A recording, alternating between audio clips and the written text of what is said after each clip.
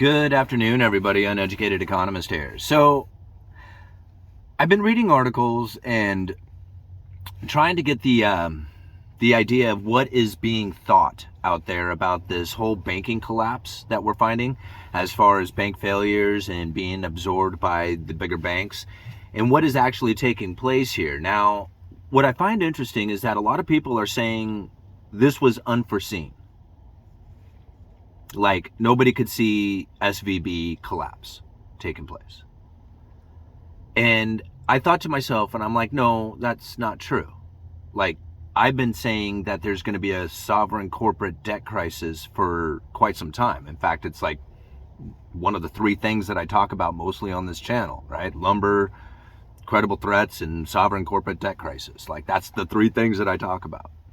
So to think that this was unforeseen is not true at all, right?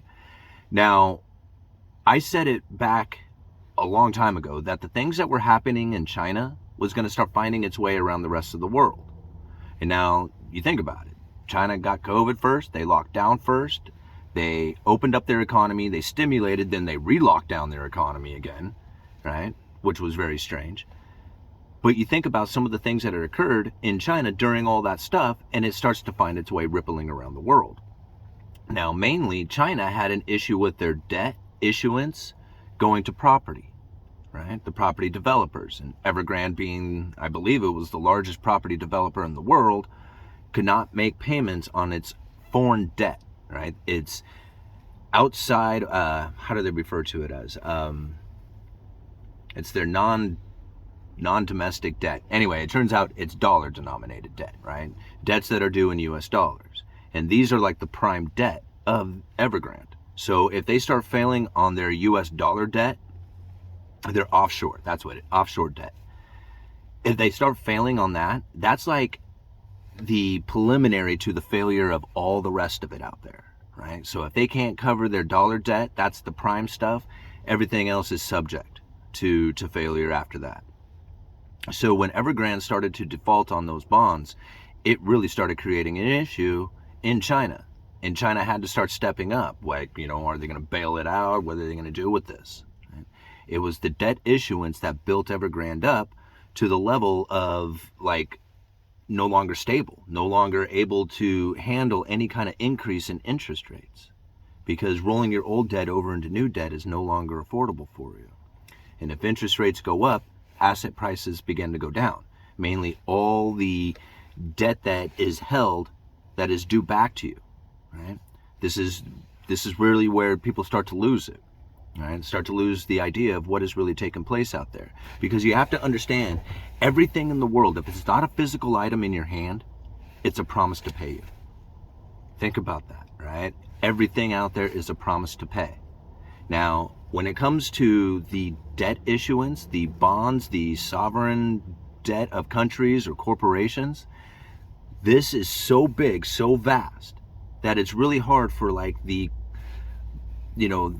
average person who is just trying to pick up what's going on to understand how critical it is to have a balanced balance sheet of assets and liabilities. And if your assets are a bunch of loans, turn my radio off. If your assets are a bunch of loans that you have issued out, right? Those assets are going to be subject to a value, a price that you could sell them for. Even though you got payments coming in, right? You made a loan, you loaned money for a car or something like that to somebody. You gave them a bunch of money. You have the asset, the loan, right? The liability is all that money you handed out there. That goes on one side of your balance sheet. Assets go on the other, right? And now as the interest rates rise, the price of the asset begins to fall, right? You have to think, it has a set interest rate that's attached to it that you have issued out for that loan. If all other loans after that are paying a higher interest, if you're going to sell your loan off to somebody, unfortunately, you're going to have to take a bit of a cut on it in order to match what is being issued today. This is really how it works, and people just like they can't hold on to it at this point, and so they don't understand what's going on. The interest rates go up and the asset prices fall. If the asset prices fall, the liabilities now are above their assets they can no longer make their payments, they have credit rating issues, everything starts to fail. Just like anybody else out there. At the end of the month, if your paycheck can't cover your bills, right, what ends up happening? Somebody's not going to get paid. And that's what's unfortunate about this situation, is that it's going to start growing more as we go into the future. And the reason why is because the Federal Reserve is attempting to clear out all that bad debt.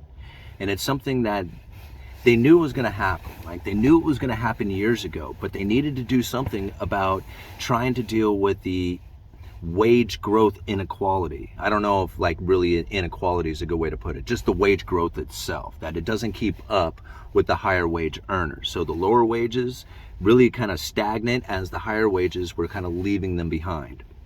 And they wanted to try and fix this idea to try and get higher wages at the lower end. Now think about what occurred. I mean, they were talking about this prior to the pandemic, right? They were talking about this being an issue back in 2018, 19, right? Saying, how do we get the wages to increase? Like, you can't go to the business owners and say, hey, pay more, right? You can increase the minimum wage, but that's politically, it's very difficult, right? So how do you get the wages to increase? You got to take away all the workers. Well, how do you make all these workers just disappear like that? Well, you tell them to stay home, right? Can't go to work.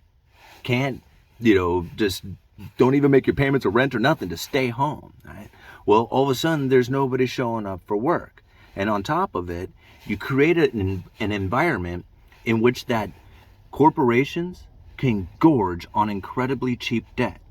So you drive the interest rates down, you offer up a stimulus package, you produce a special purpose vehicle that's intended to buy corporate debt, and then all of a sudden these corporations start swelling up with money. What do? They need to start spending that money. They either buy equipment, build new buildings, expand their operations somehow, and hire a lot of people. And so everybody started going up to these zombie corporations, and now you're starting to find them failing, right? As these corporations fail, they're going to start moving over to those service jobs. You're going to find that the wages of $18 an hour, $20 an hour to flip burgers, that's it. That's as much as it's going to be for a long time. It may even go back down, right? As the service industry starts to find more workers as they get laid off from these zombie corporations that should never have existed in the first place. And now, to say that we didn't see this coming, that's not true. We saw it coming. We didn't know it was going to land at SVB. But I knew it was going to be probably in the tech. I mean, I couldn't call it out exactly, but when you're looking for trends, right? And you're not looking for any particular thing. Like, you're not putting money towards it. You're not doing anything. You're just listening, right, out there. And all you hear is tech, tech, tech, tech, tech, tech, tech, tech, tech, tech, tech, tech, tech, tech, right? You think, okay, maybe there's a lot of money going towards, technologies and technology, industries and stuff like that. Like, that seems to be the case. And so when I said, it's probably going to end up being in tech, it's because I heard so many people talking about bad investment, all this investment or this constant investment going into technologies and technical industries and stuff like that. And I'm like, that's where all the money went. In China, you all heard property, right? So that's where the money went.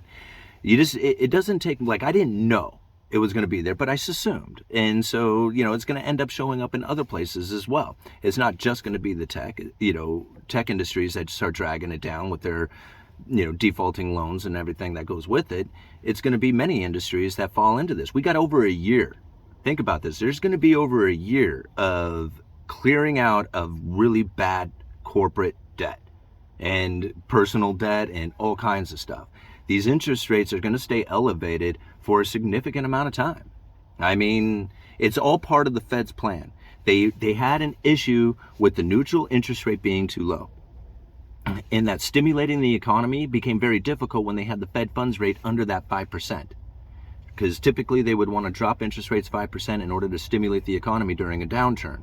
Now, this is all stuff that they have talked about. We all know about it. So think about what it is that they needed to do in order to set the system up in order to deal with the next recession, because really the next recession is going to be bad. In fact, I'm going to try and, I don't know when I'm going to get it done, but I'm trying to do the research on this, that they have the Federal Reserve did this great paper back in 2018 talking about the inequality, the gap in when the higher end of the wage, God, what am I trying to say? The higher end of wealth, right? When those start to exceedingly grow further away from the bottom half, the recession that follows it increases dramatically, right? So when we had this huge like wealth gap increase that took place during the pandemic, because like the higher end, like the top 1% increased their wealth by like another 25% or some like crazy number. So they're exponentially leaving us. And the recessions that come from that are incredibly bad. Like the more that gap grows, the worse the recession is. And so this next recession is going to be like really, really, really bad. And it's not surprising to me to see all the things that they are trying to set up in order to try and deal with this next recession. Get the Fed funds rate up to 5%, issue out a UBI, make everybody accustomed to the idea of having stimulus packages put out there, consolidate all these banks so that you can actually issue out UBI and central bank digital currencies without having to deal with, 10 billion institutions out there. I don't know how many institutions, I'm just making up a number, but you see what I'm saying? Like concentrate it down into just a handful and then make those industries, conform to the new system. I mean, it's not like New World Order takeover conspiracy. It's obvious. It's just obviously happening here. And there's no point in denying it or saying that it isn't going to take place. I mean, it's just here now. Uneducated Economist. You guys let me know.